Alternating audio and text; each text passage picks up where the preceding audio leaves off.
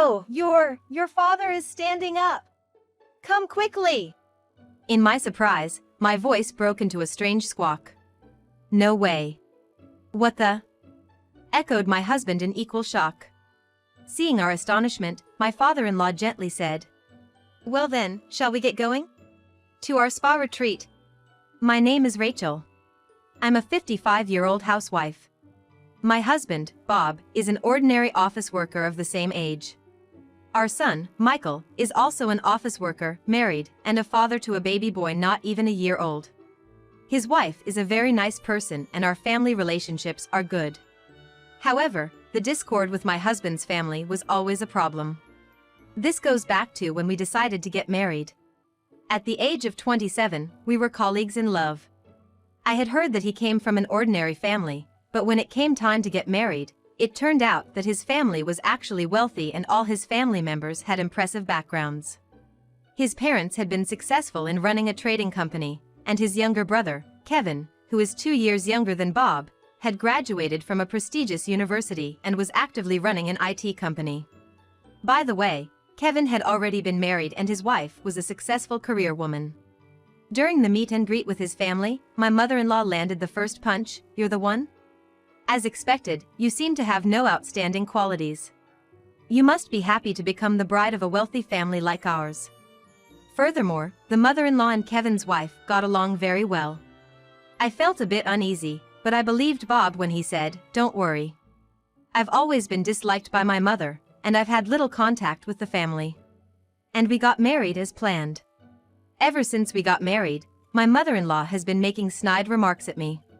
When I gave birth to our first son through a difficult C-section, she said, "C-section is such an easy way to give birth." Kevin's wife gave birth naturally, and it was a breeze. High-achieving career women just operate on a different level. When our son entered elementary school, she said, "Kevin's kid goes to a famous private school." Bob remained calm, but one day he told me this story. "I've always been compared. No matter what I did, I was always just average, while Kevin was smart, good at sports, and could do anything. So, Mother always showed interest in him. Whenever she had the chance, she prioritized Kevin. The only refuge I had was our father. Dad treated Kevin and me equally. But it seemed like Mom didn't like that, and over time, I think their relationship started to deteriorate." Indeed, as Bob said, my father-in-law is a very gentle and calm person. Whenever my mother-in-law said something awful to me, he would casually send me supportive texts and even apologize on occasion. When our son started elementary school, it was our father-in-law who gifted him a wonderful backpack. And when Bob made a mistake at work and was ordered to relocate for a while, it was his father who provided us with emotional and financial support. My father-in-law retired from managing the trading company at the age of 75. The mother-in-law retired at the same time, and that brings us to the present. I have grown to feel an indescribable sense of gratitude towards my father-in-law. However, my father-in-law fell and hit his tailbone. It seems he slipped on the stairs at home. When we rushed to Bob's parents' house out of concern, we found the mother-in-law and Kevin's family there. The mother-in-law said, "You are so careless. You need to rest for a while." "So, I've been thinking about moving in together." Us, my husband asked, to which the mother-in-law replied, "Of course not. Who would want to live with plain folks like you who are content with mediocrity?" I meant Kevin and his wife. They're top-notch in everything, so I don't have to worry about my old age. And that's how the cohabitation with their parents and Kevin's family began. Our house and my husband's parents' home are just about a 10-minute drive away. As expected of a wealthy family's home, it's a magnificent house with even a small pond in the garden, looking like a mini park. My father-in-law, who loves gardening, had planted many colorful flowers in the yard. Not long after they started living together, I visited my husband's parents' house to check on the situation. When I went into my father-in-law's room, believe it or not, he was laid to rest in a dimly lit corner of the walk-in closet. But that's not all. The study that my father-in-law had been using before his injury was now being used nonchalantly by my husband's younger brother. I was so shocked by the situation that I complained to my mother-in-law. "Isn't the way you're treating him terrible? My mother-in-law, with an indifferent look on her face, retorted, "Oh, since he won't be using it, Kevin is just making good use of it for his work from home." She said that nonchalantly. But still, it's pitiful for him to be in such a dark place. When I got angry, my mother-in-law got even angrier. "We're just using unused space. Don't you understand the concept of making good use of space?" I couldn't respond to her anymore and went back to my father-in-law. I'm sorry for causing you worry. My father-in-law said apologetically. No, it's nothing. Is there anything I can do to help? Then, my father-in-law, looking lonely, said, "If it's not too much trouble, could you water the flowers in the garden for me?" Looking at the garden, I saw the once beautiful flowers wilting. Fortunately, I also loved gardening and readily agreed. From then on, I used the excuse of gardening to visit my husband's parents' house daily and also take care of my father-in-law. Although my mother-in-law and brother-in-law seemed annoyed, I couldn't be bothered with that when thinking about my father-in-law. After some time, my father-in-law had his birthday. My mother-in-law informed us that they would have a family party for my father-in-law's 80th birthday. My husband and I were also invited and we were supposed to have a fun birthday party.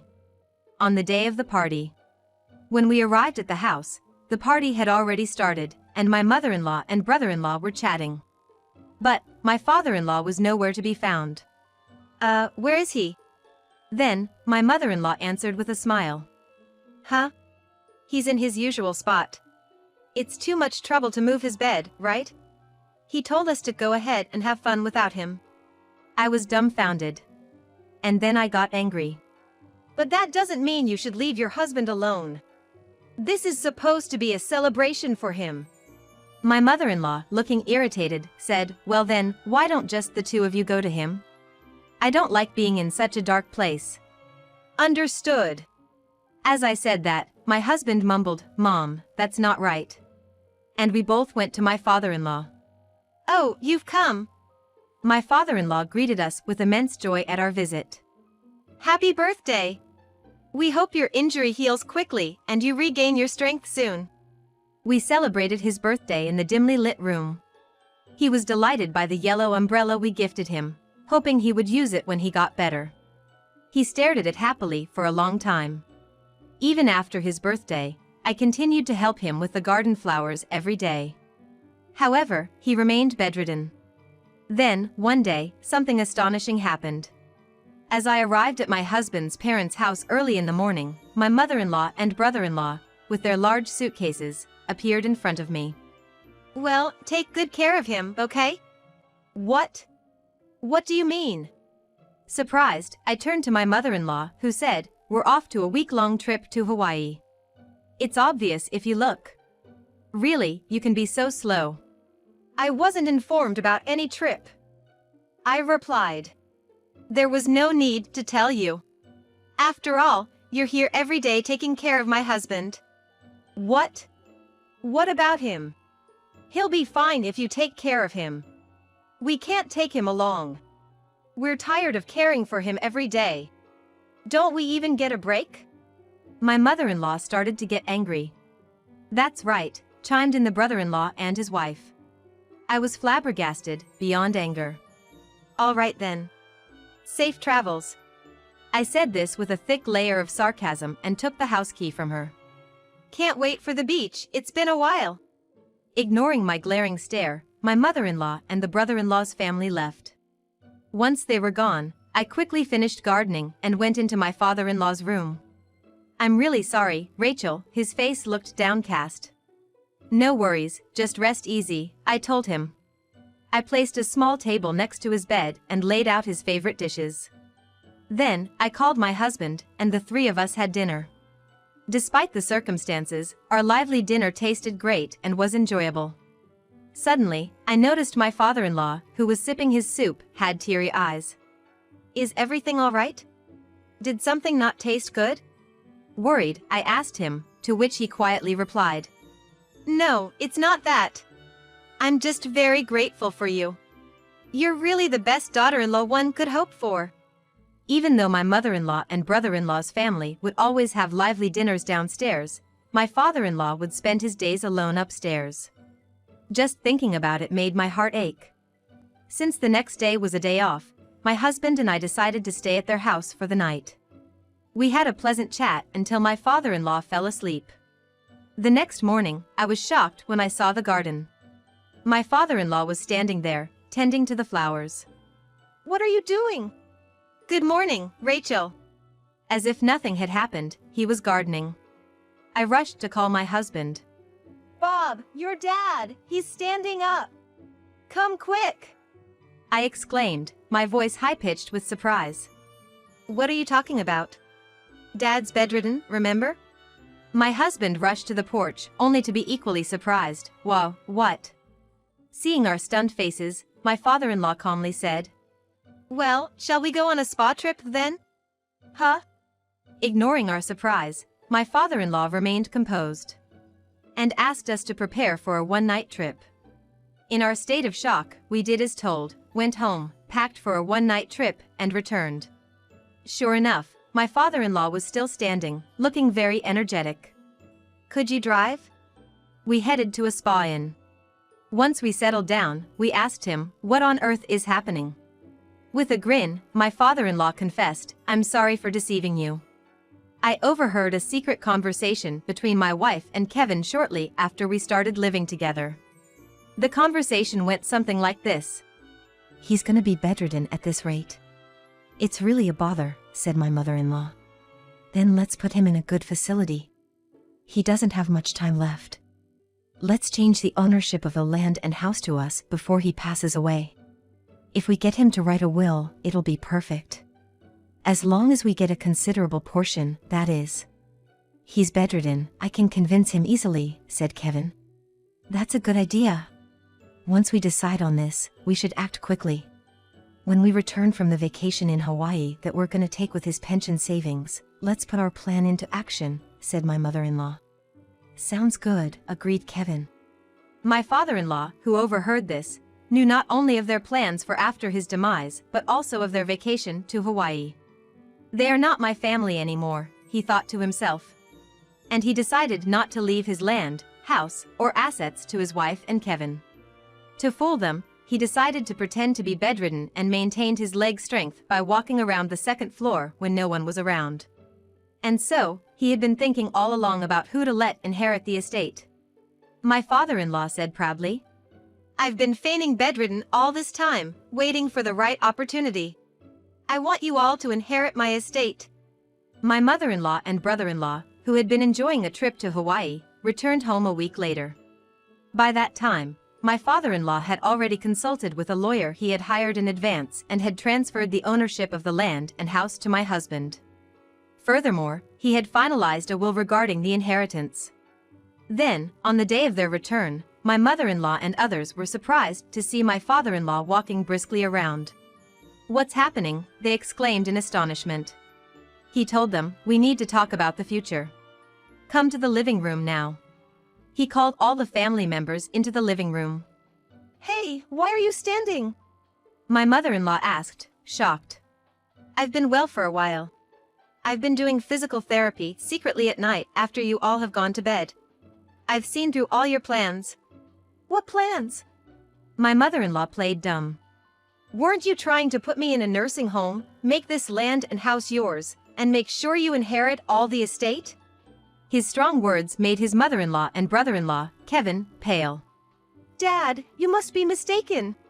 I've heard with my own ears the conversation you had with her in my room. There's no mistake. You must have enjoyed the Hawaii trip with the pension I had saved. It's easy to see if you look at the bank book. He glared at them and said, first of all, about this land and house, I've decided to give them to my eldest son, Bob. He spread the deed on the table. What? His mother-in-law and Kevin were petrified. There's more to it. He continued the conversation regardless of their reactions. I've decided to ask Bob and his wife to manage my estate. I've made a will too. Why? No offense, but Bob is just an average worker. We can manage money better. After all, we run a business. Kevin finally interjected. Managing money is indeed challenging. That's why I've introduced them to a competent lawyer and tax accountant. But Kevin is superior to Bob in every aspect. He spoke sternly to his persistent mother-in-law. Kevin, isn't your company on the verge of collapse? What? How do you know that? I have a friend who's well informed about business matters. Your company is seeking large loans, but you have no hope of repayment, do you? What? At my father-in-law's accusation, my brother-in-law Kevin started to panic, looking like he might spit up his drink. You know, the other day a reporter from the Financial Times came to interview me. He was talking about investments or something like that. My husband responded, laying a business card from the well-known newspaper on the desk. And that reporter wanted me to tell you, the truth has already been uncovered. What does that mean, Kevin? As my father-in-law interrogated him, Kevin seemed to resign himself and confessed, I really did fail with my investment. I got carried away by a fellow entrepreneur's sweet talk. I rounded up investors and handed the money over to him, and then he disappeared. He ran off with the money. I was planning to sell the real estate I inherited from Dad to cover the debt. He admitted and hung his head in shame. But Kevin, you promised it would definitely be profitable. What about my share? What? Mom, you invested too? My husband threw up his hands in exasperation. When I heard it was guaranteed to be profitable, I invested $300,000. I told my friends the same story, and they should have invested about $200,000 in total. What? So, that's a total of $500,000? I was shocked, following my husband's surprise. Kevin, you call yourself a businessman and yet you can't even spot a scam like that. I can't entrust my fortune to someone like you. Have some shame. And you, I knew about your $300,000 investment. When you went to Hawaii, I checked all the bank cards in our house. You will have to take responsibility and leave this house. What? That's too much. This house is all I have. You and Kevin were the ones who took this precious house for granted. Dad, help me out here. Please help. Ignoring their desperate pleas, my father-in-law left the room. Afterwards, my brother-in-law, Kevin, was left scrambling to repay the investment money, and he had to let go of his company. He tried to start another one, but with his reputation completely ruined, he failed. His high and mighty wife couldn't tolerate such a condition, and they soon divorced. The mother-in-law, whom she used to get along with them so well, turned hostile due to financial strains, leading to constant quarrels towards the end. My father-in-law and mother-in-law also ended up divorcing at a very old age. When it came to the division of assets during the divorce, the majority of the funds had to be used to repay the investments made to the mother-in-law's friends, leaving them with virtually nothing. Divorced and in a financial pinch, my mother-in-law is getting by with the little money she gets from my father-in-law every month, but all we hear are complaints. She lost her family, money, and is now living alone in loneliness. I bumped into her in the neighborhood the other day. She, still prideful as ever, claimed that living alone is comfortable, but her loneliness was clearly showing. As for me and my husband, we decided to live with my father-in-law. I spend my days enjoying gardening with my father-in-law in our spacious backyard. Furthermore, our son's family welcomed a new member, a girl, which made our family more lively. Above all, seeing my father-in-law looking so happy is the best. This is because his grandchildren and great-grandchildren come to visit every weekend. When it rains, my father-in-law would happily go for a walk, using the yellow umbrella I gave him. Seeing him like this, I feel content every day.